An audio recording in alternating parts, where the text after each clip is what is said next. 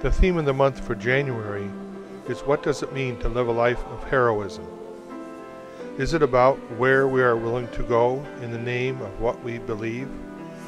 Is it what we are willing to do or to sacrifice? What are we willing to be in the name of peace, love and compassion and justice? In this sermon by Reverend Kaaren Anderson, we'll hear some of these angles and how to explore how to be a hero. You ask most people why they have children. They often give an explanation that would make anybody's heart kind of swell. I have one girlfriend that says, well, because I want to know what it's like to love someone so deeply that your heart both breaks and opens in a continuous cycle. My ex-husband used to say he had kids so that he could continue on the family legacy, but also that he was 26,321 in line for Packer season tickets. And he only moves down a couple of 300 seats every year, so he's never going to get season tickets for Lambeau Field, but you can pass them on to your children, and they can. So he was all of that. I have another friend who says, well, they will teach me more about life and myself than I ever could know on my own. Now, if you ask me why I had kids, I don't really have an answer that has any weight or deep existential kind of awareness to it, or a hint of legacy to it. The reason I had children is because I needed somebody to go to animation films with me. See, in my 20s, I would often ask all my friends, oh, there's this great film out, you gotta come see it. I'd be like, I'm not going to a G-rated film, what's wrong with you? So I would go and I'd sit by myself. But I'm telling you, as a lone adult in a G-rated film, when you're sitting there by yourself, you get some nasty looks coming from all the people around you. So by the time I was 28, I had my son. 3 days as he was old, I brought him to an animation film in one of those little cradle, car seat things. You know what I'm talking about? And I remember having him next to me and enjoying the movie, and this mom walks by me and she just gives me a big smile. Nobody had ever done that to me before. So for over 18 years, I've dragged my kids to many movies. And last month, I convinced my youngest, Neva, to go see this movie called Rise of the Guardians. And as Neva and I watched with our buttered popcorn, I kept thinking, wow, there is a sermon in this movie. And I wish I had had a notebook. And then I got done and I thought, maybe Neva will go along with me just going to the bathroom and we can go back and watch it again. But Neva's like, I'm not doing that. So I asked my nephews to go with me, and I dragged Neva again to the movie with me, and this time I had a notebook. You see, The Rise of the Guardians is a cleverly conceived story about finding one's central core, being true to your old self, to your authentic self. The main characters are Santa Claus, the Tooth Fairy, the Easter Bunny, and the Sandman. And they all have something about their core, about their authentic self that helps make childhood magical. For Santa Claus, it's this deep wonder about the world. For the Easter Bunny, it's about bringing new life and hope to the world. For the Sandman, it's creating dreams that are full of potential for children.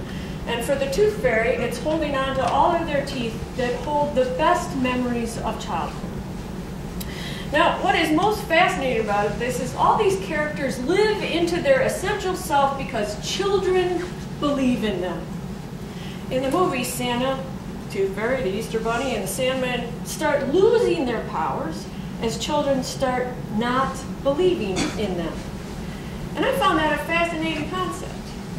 Is it true that we too can live into our core, essential, most authentic self when we have people who believe in us in that way of being in the world as well?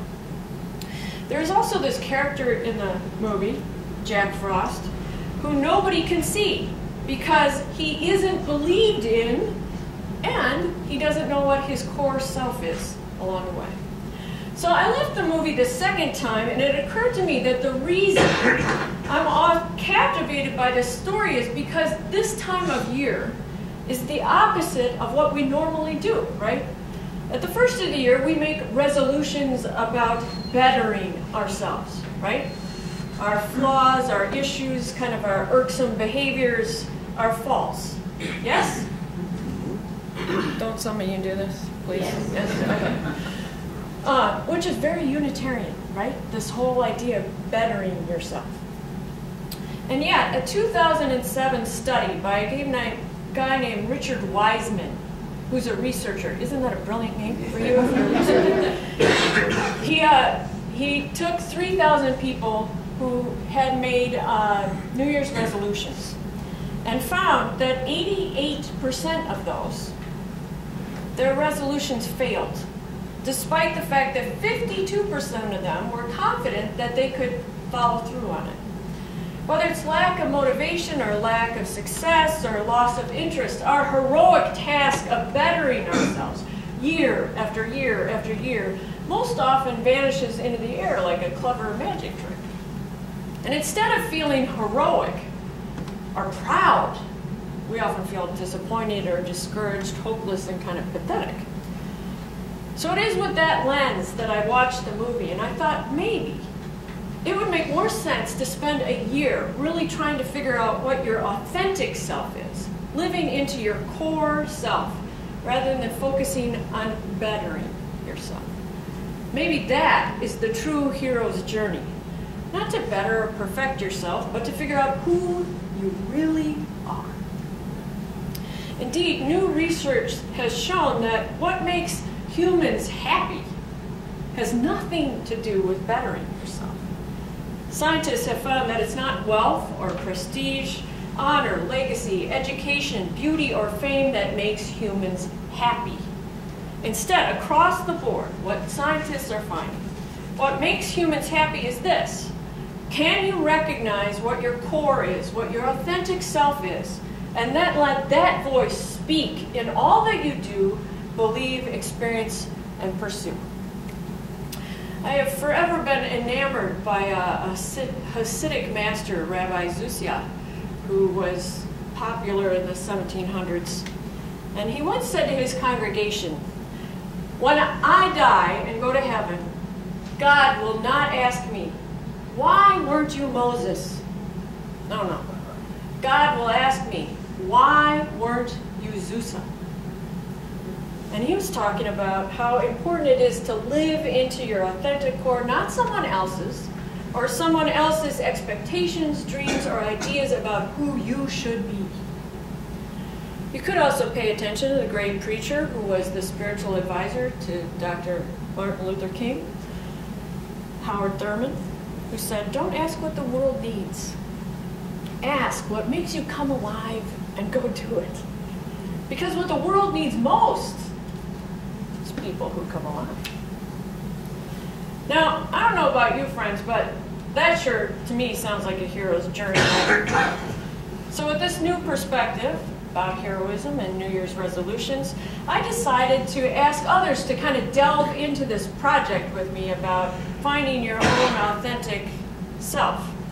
So I emailed our program staff at First Unitarian, and I emailed some other friends, and I said, "I will pay for your movie ticket to Rise of the Guardians. I know it's my third time, but I will pay for your movie ticket, and you can bring your children along. And the only thing you have to do for me is do this spiritual assignment when you're done, and I need it the next day." Now, as a caveat, by the way, I need to just say, had I known that all you had to do was offer somebody a movie ticket and a spiritual assignment, and they would have gone to the movies with me, I'm not sure I would have had kids. Because 17 of them showed up. So I have to say there were 10 adults, equally distributed between males and females. And then I had 2 teenagers, twins, actually, a boy and a girl. And then I had 4 little boys who had all come to this movie with me. And afterwards, they all came out. I talked to them about what the spiritual assignment was. They all took it, and they all emailed me back the next day. And I was blessed and stunned by their answers. See, the first question I asked was, "When are you at your best?" And here are a few of their answers.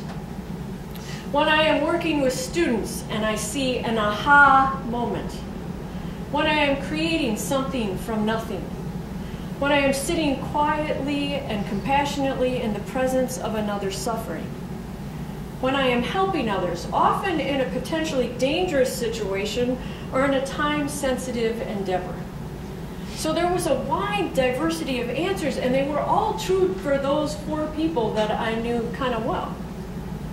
Then the second and third questions were related to each other. What 5 attributes, personality traits, or talents would other people say that make up kind of your core self? All right? You had to figure out, you had to take a guess about what other people would say, and then I'll ask them to do it for themselves as well. Now, I have to say this question almost, it kind of reminded me of when you go to therapy, you're supposed to tell the therapist, if I am entertaining you, right? If I am trying to make you like me, stop me, because that's not why I'm here, right? So I was a little afraid that they would write answers that would entertain me or make me like them better, and I was shocked by what came back, how honest they were. Here's a good example. Here's what one of them said about what they thought other people would say their 5 personality traits were. Nice, taciturn, smart, gentle, and forgettable. See what I mean about vulnerable and honest? Here's the 5 they would pick for themselves. Intelligent, compassionate, understand the unity of all things, relational, and doubting of self. This is what they wrote about comparing their 2 lists to each other. I find that they are generally compatible, but what I see in myself as dependent or provincial is, I believe, seen by others as odd, unknowable, and ultimately unworthy of the effort required to comprehend. Wow. And I share those with you because they were bravely honest. And I gotta say though, all 13 of them that came back to me were honest about the good parts of themselves and kind of the shadow sides of themselves. And it's here in that honest assessment of themselves that all those friends seemed clearly heroic to me just by starting out that way. Now the second thing that I found fascinating is the answer to this question. What gets you off track or trips you up into living into your authentic self? And for a lot of people, there were things like red tape or politics, narrow-mindedness, inability to sell myself, kind of the unsure of the right way. I am my biggest obstacle, explanation point, explanation point, explanation point. And I thought that kind of we could all relate to, right? But the one that happened to all of them, whether they were male or female, were things like this. What gets in their way is doubting myself, protecting myself from judgment, others' opinion of me, fear and pain blocking me from the person I truly am, not living into my fullest potential, critical of self, fear of rejection, my need to be well thought of by others. And there's the thread, right? It's fear. Across the board, we all hold it, we all harbor it, we all feel it. Fear of success or fear of failure, fear of others' judgments, fear of others' opinions, fear of our own decisions, and then the consequences that can happen when you stay true to yourself. It seems to me that most often what gets in the way to our happiness, to being our own hero, is fear. Now here's the thing. I've kind of come to believe that there are ways to overcome at least some of this fear. And they aren't easy to do, but they will allow you to enter in that state of living and knowing and acting from your most authentic self. And I've found that you can use this as a very brief instructional manual. However, I want you to be sure to rinse and repeat throughout your lifetime. You got that? Rinse and repeat throughout your lifetime. And I think that when I follow this manual, I'm on task with my authentic self. And when I don't, I hit it about 5% of the time. When I watch other people follow this instructional manual, I can see them living into their authentic, heroic selves by doing these. So here they are. They're just 3. First instruction from the manual. Hang loose regarding your schemes and plans and possible failures. We so often convince ourselves that if this one strategy we've worked on to live into our authentic self doesn't work, well, then we failed. We're done. Our negative inner voice says, well, I kind of told you so. And I don't know about you, but in my lifetime, there have always been negative voices around me that are like, haha, told you. Yes? Mm-hmm. But here's the thing. Throughout life, things go wrong. Yes? Yes. Yes. In my experience, things go wrong more than they go right. So we need to hang on so tightly to outcomes and plans, we need to remember to hang loose. And here's what I mean. This woman named Martha Beck wrote this book called Finding Your North Star. And she explains that she and her husband in the 80s went to China. They were traveling to China. Now, at the time, when you went to China, you could not book a ticket. You could only book a ticket to like Beijing or Hong Kong, places like that.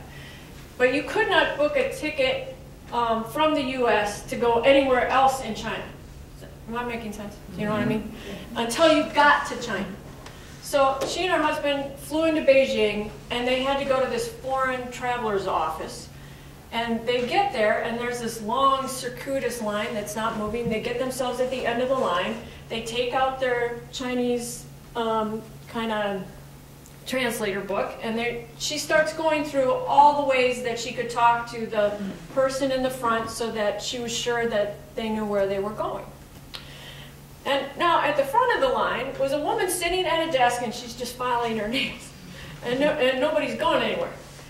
And then after about 15 minutes, she says, the woman puts her nail file down, and she looks up at the British guy in front of her and says, "Next," in English.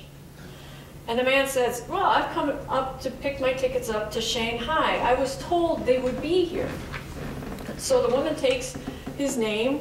She has like a little file, you know, like cards that she goes through. And she says, your ticket is in that drawer. And she points across the aisle from where he is to a desk where nobody is sitting. And then she doesn't say anything. And then he says, well, can I have it? And the woman shouts, well, it's in the drawer, and the drawer is locked. And he says, well, would you mind opening it? And she says, I'm sorry, but that is Mr. Liu's desk, and he's the only one who has a key for it. Well, said the English friend, where's Mr. Liu? He went to lunch, she said. When will he be back? When did he leave? She says, well, he left last Tuesday. We haven't seen him since then. By this time, the English man's kind of losing it. He says, oh my God, what is wrong with you people? I'm in this barbarian country. Oh my God. To which the woman sitting at the line, you know, who he's been engaging with, picks up her nail file and says, there is no God in Chinese. To which Martha and her husband understood the joke. So they start laughing. Then the woman looks at them. They all start laughing together. And Martha says within like 5 minutes, this young kind of bureaucrat came up to them and starts asking them about where they want to go in China. They're at the end of the line. But they were so excited that somebody actually had paid attention to how to understand Chinese just a little bit in their country that they bent over backwards in order to do it. Now, Martha says she tries to hang on to that story anytime well-made plans or schemes go awry.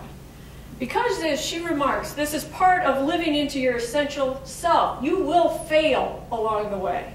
Things will go wrong. You got to adjust and relinquish your expectations. So, stay open to failure as well as success. See what's working and what's not. Then flow into the rhythm dictated by the situation, not your preconceptions. Stop looking at it as a failure and it's doomed. It's not a failure. It's just adjusted. All right, for the second instruction from the manual, learn from your mistakes. And I just saw some of you roll your eyes at me. Well, why, right? Because my first, second, third, fourth, fifth, sixth, seventh, eighth, ninth, 10th, and 11th grade, 12th grade teachers all said, learn from your mistakes, right? Do I do that 100% of the time? Absolutely not. Really, absolutely not. What's so interesting about that is I know that I'm not alone, because we all have this piece about fear of being judged, or fear of another failure, fear of others' opinions of me, fear of success, fear of not knowing how to start again. I am not alone in not really getting that. So here's the thing, though, that I find really interesting about the whole thing, is that I want you to think about a plane crash once. What happens when a plane crashes? What do they go looking for all the time, right? The black box. Now, the airlines and pilots learn from that 100% of the time. They spend hours and hours and hours trying to figure out what exactly went wrong so that they can change it up for the next time around. But most of us don't have a black box approach to our mistakes. We like to put failure behind us, avoid kind of thinking of it, or hide it from others. But to really get to your authentic self, to act from it, we have to be like the airlines and figure out what went wrong. Because if you don't check in with yourself and others after a mistake, you kind of leave a wealth of information in other people's heads regarding the situation that may enlighten you and open you up to another way of trying it. Too often we ignore the black box and bury it without a glance, only to turn small, isolated errors into big, repetitive failures. We should all start the mantra after a mistake: black box, black box, black box. Evaluate the mistake, and we'd be one step closer to living into our authentic self. Now, I have one more caveat to add to that one, and it's this. Often what happens to us is not just that we want to bury the box, it's something more, really. Remember, it isn't just fear of failure. It is also the fear of others' opinions of you, of their judgment, of their anger. However, if you really do all you can to learn from the mistake, and people are still judging you from it, or are angry with you about it in the end, you know what? That is their problem, not yours. And in fact, this last week, I found this fabulous quote. I have to add something. So I read this quote, and I wrote it down. And I read this quote, and I wrote it down. And I read this quote, and I wrote it down. And then I'm gathering it all up for the sermon, and I realized I still didn't get this stupid thing in my head the right way. But it's this: what other people think of you is none of your business. What other people think of you is none of your business. You know how I wrote that down 4 times? What other people think of you is none of their business. It took me like 4 times to get it in my head. It's ridiculous. I thought I kind of need that tattooed on my hand or something. Jeez. Finally, the last instruction from the manual. Hang out with your favorite people. Seems so simple, but we don't always do it. Why is it we let the judgment and narrow-mindedness of others, people who don't really like us that well or care about us, to be a stronger voice in our life sometimes than those who know and believe in us wholeheartedly to our very core? Yet the answer to that dilemma is so simple. Hang out with those who believe in you through and through. For they will give you support and love and guidance, and they will indeed make you happy and awaken your authentic self and keep it on track. This was one of the great lessons from that movie, it seems to me. All the characters' powers faded when children stopped believing in them. But when they were believed in again, when they had the capacity to live out from their core, they created magic and light and hope for everyone. And it seems to me you don't have to be Santa Claus or the Tooth Fairy or Sandman in order to be able to live out of your authentic self, where you are bringing magic and hope and light to not only yourself, but to other people as well. So there it is. Simple truth. When others believe in you, it makes it a lot simpler to believe in yourself as well. 3 things. Hang loose. When you make a mistake, think black box, black box, black box. What other people think of you is none of your business. Can you say that with me? What other people think of you is none of your business. I love that one. And hang out with your favorite people. Friends, this year, instead of making a resolution to better yourself, I invite you to go deeper and find that core, your authentic self, and let that shine on. Or in the words of Douglas Horton, be your own hero. It's cheaper than a movie ticket. Grab yourself.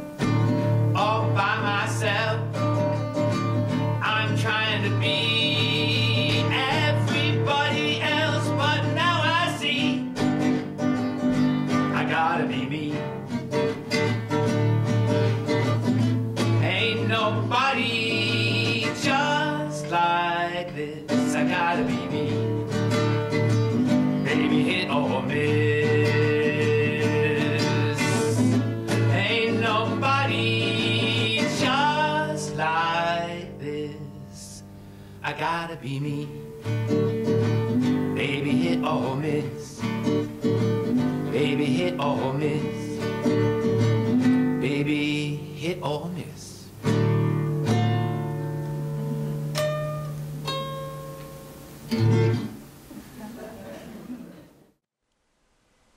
Join us for worship every Sunday at 10 a.m. at the Unitarian Universalist Church of Canandaigua, a welcoming congregation. We are located at 3024 Cooley Road, 4 miles west of South Main Street, Canandaigua, just north of the intersection with Routes 5 and 20. Look for the blue signs just before the turn. Your comments about this program or questions about the church are welcome at 585-396-1370 or at our website, www.canandaiguauu.org. Producer and editor, Daniel Brigham.